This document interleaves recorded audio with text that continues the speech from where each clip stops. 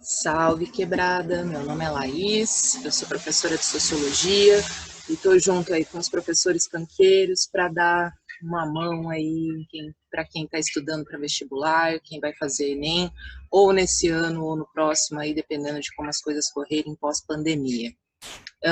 E eu trouxe rapidinho aqui nesse primeiro vídeo uma resolução de uma questão do Enem do ano passado, para a gente fazer uma breve discussão aqui sobre as questões interdisciplinares que aparecem nessa prova, né? É uma questão de epistemologia, né? Então ela vai trazer um rolê interdisciplinar aí entre sociologia e filosofia, e aparentemente é uma questão bastante difícil, né? Já que muitas vezes a gente não tem fôlego para trabalhar com esse conteúdo no ensino médio. Então eu peço que vocês me acompanhem aí. A questão vai ficar na descrição do vídeo aqui embaixo, então minha sugestão é o seguinte, que você pausa o vídeo agora, lê a questão, tenta resolver e aí volta aqui para a gente fazer a resolução junto. Então, olha só.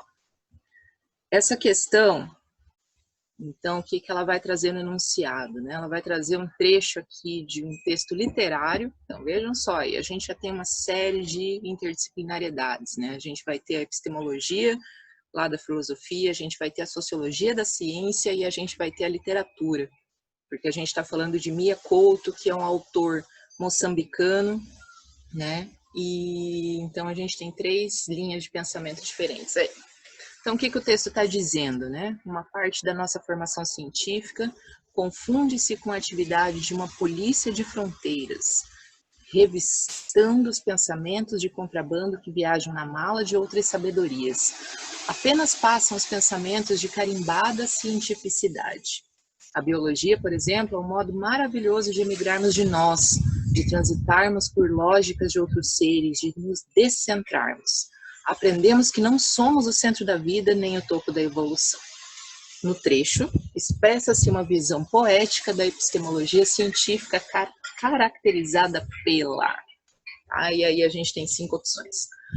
Bom, então basicamente o que ele está falando aí, né? Da gente olhar para as diferentes ciências, para a gente olhar para as formas de discurso científico que a gente tem hoje, para ter uma percepção sobre o mundo também, né? Ele está falando, inclusive, de uma perspectiva eurocêntrica, né? Dessa ciência academicista, né? De uma série de perspectivas aí que muitas vezes acabam não englobando ou não trazendo outras perspectivas ou outras formas de pensamento, né?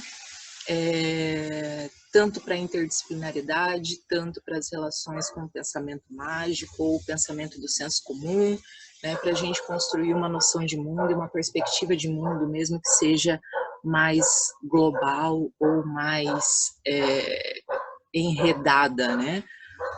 Então, as opções para a resposta são as seguintes: implementação de uma viragem linguística com base no formalismo, fundamentação de uma abordagem híbrida com base no relativismo, interpretação da natureza eclética das coisas com base no anti-academicismo, definição de uma metodologia transversal com base em um panorama cético e compreensão da realidade com base em uma perspectiva não antropocêntrica. Então, basicamente, aí a gente vai ter 5 conceitos diferentes, né, ou 5 perspectivas epistemológicas, né, de construção de conhecimento. E aí eu acho que vocês percebem junto comigo o quanto essa questão aparentemente é difícil. Porém, qual que é a malandragem aqui, gente? A malandragem aqui hoje é que, né, mesmo que a gente não tenha, e a gente nunca vai conseguir ter, né, conseguir colocar dentro de uma sacola todo o conhecimento da humanidade, a gente consegue relacionar aquilo com o que a gente sabe, né, com a interpretação, com a análise do contexto, né?